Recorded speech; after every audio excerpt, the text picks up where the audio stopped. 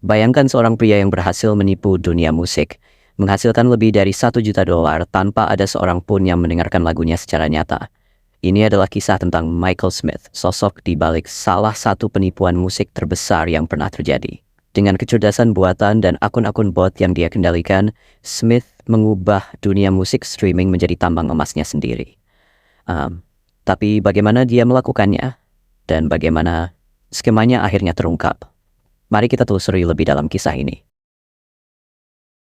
Kisah ini dimulai ketika Smith menyadari bahwa platform streaming seperti Spotify, Apple Music, YouTube Music, dan Amazon Music membayar royalti kepada para artis berdasarkan jumlah pemutaran lagu mereka.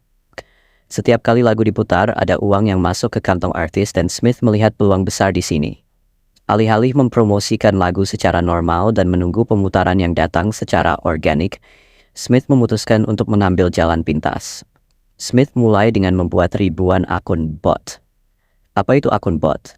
Pada dasarnya, ini adalah akun-akun palsu yang tidak dimiliki oleh manusia. Dengan perangkat lunak yang diciptakan, akun-akun bot ini bisa secara otomatis memutar lagu-lagunya terus-menerus siang dan malam tanpa henti. Ini berarti, meskipun tidak ada satupun manusia yang benar-benar mendengarkan lagunya, jumlah pemutaran lagu-lagu Smith terus meningkat dengan cepat.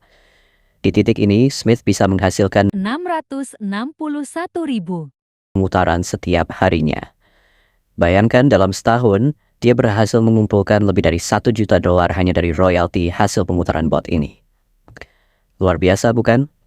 Tapi tentu saja, ini baru permulaan.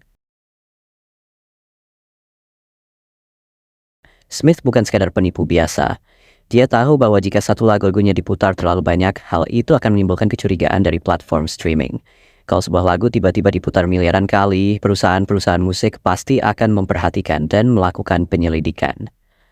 Jadi, untuk menghindari ini, Smith menyebar pemutaran otomatisnya ke ribuan lagu. Dengan cara ini, setiap lagu diputar dalam jumlah yang lebih kecil sehingga sulit terdeteksi. Ini adalah langkah jenius untuk menyamarkan aktivitasnya. Namun, semakin lama skemanya berjalan, Smith menyadari bahwa dia membutuhkan lebih banyak lagu agar tetap bisa bersembunyi di balik sistem. Jika dia hanya memiliki sedikit lagu, kecurigaan masih bisa muncul. Oleh karena itu, dia mulai mencari cara untuk menambah jumlah lagu di katalognya. Pada tahun 2018, Smith menemukan solusi yang sangat cerdas, kecerdasan buatan atau AI. Dia mulai bekerja sama dengan seorang CEO dari perusahaan musik berbasis AI dan seorang promotor musik. Bersama-sama, mereka menemukan cara untuk menghasilkan lagu secara otomatis menggunakan teknologi AI.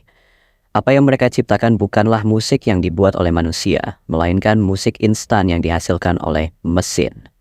Setiap minggu, promotor tersebut mengirimkan ribuan lagu baru kepada Smith. Lagu-lagu ini kemudian diunggah ke platform streaming oleh Smith dan dimainkan oleh bot-botnya. Lagu-lagu tersebut tidak memiliki jiwa, tidak ada proses kreatif di baliknya, meski hanya kumpulan suara yang dihasilkan oleh AI. Tapi bagi Smith itu bukan masalah. Yang penting adalah jumlah pemutaran dan uang yang dihasilkan dari pemutaran tersebut. Untuk lebih menyamarkan skemanya, Smith membuat nama-nama artis dan lagu yang dihasilkan secara acak. Nama-nama ini termasuk Calliope Bloom, Callous, Calm Baseball, dan masih banyak lagi. Nama-nama ini terdengar unik, seolah-olah diciptakan oleh musisi sungguhan. Tapi tentu saja semua ini hanyalah ilusi. Dengan ribuan lagu baru setiap minggu dan ribuan akun bot yang bekerja non-stop, Smith berjalan dengan sangat mulus. Ia berhasil menipu platform streaming dengan cara yang belum pernah terjadi sebelumnya. Setiap hari, bot-bot tersebut memutar lagu-lagu yang berbeda, membuat seolah-olah jutaan orang di seluruh dunia menikmati musiknya.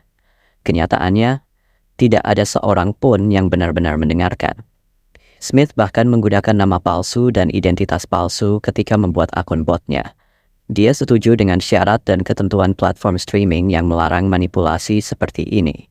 Namun dia tahu bahwa dia melanggar aturan. Platform-platform tersebut secara salah melaporkan miliaran pemutaran, padahal semuanya adalah hasil dari manipulasi bot. Taktik ini sangat canggih, sehingga butuh waktu bagi pihak berwenang untuk mengetahuinya. Tapi seperti kata pepatah, sepandai-pandainya tupai melompat, akhirnya jatuh juga. Skema ini akhirnya terungkap ketika penyelidikan dilakukan oleh pihak berwenang. Pada tahun 2011, email-email yang dikirim oleh Smith dan promotor AI-nya mulai terungkap yang menunjukkan rencana curang mereka. Dalam satu email, promotor tersebut bahkan berkata, "Ingatlah, ini bukan musik sungguhan, ini musik instan."